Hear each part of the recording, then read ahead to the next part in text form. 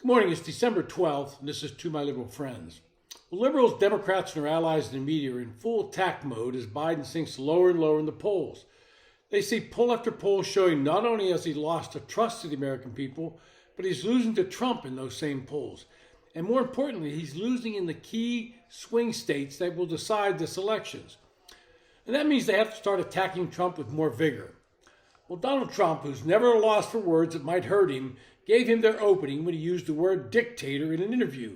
For the past few months, they've been proclaiming that electing Donald Trump would mean the end of democracy. They would ignore that it was democracy and the voters that would have elected him, and he would become a dictator according to them. They know this is not true and could not happen under our constitutional form of government, but they prattle on trying to scare voters. They have no issues to run on, and so they go to scare tactics. In the 2020 election, they made Russia the bogeyman and said that Trump had colluded with Russia, and particularly Vladimir Putin. That scared enough voters, and after 3 years of expensive and thorough investigations, it was finally proven to be false. So now they have a new narrative by claiming that if Trump wins in 2024, he will become a dictator like Hitler and Napoleon. I have to assume they threw Napoleon out there because of the new movie coming out, and it will resonate with some people.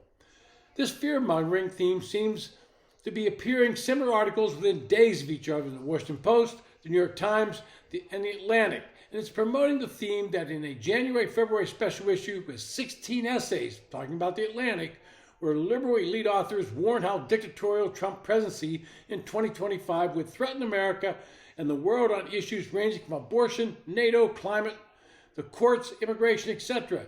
The Atlantic has posted online 16 of these anti-Trump essays and plans to add more. Now, much of this hysteria comes, as I said, from Trump's own mouth. When pressed on the left saying he would become a dictator, Trump replied in an interview with Sean Hannity on Fox News. Hannity asked this question, quote, "Under no circumstances are you promising America tonight you would never abuse powers as retribution against anybody," end quote. Here's how Trump replied, quote, "Except for day one." Trump said on day one he would use his presidential powers to close the southern border with Mexico and expand oil drilling. I would say that doing those two things would find widespread support around the nation.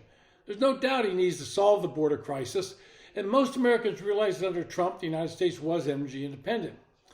By saying he would be a dictator for the first day of his presidency, if he wins, Trump is basically saying what every other president has been doing on their first days.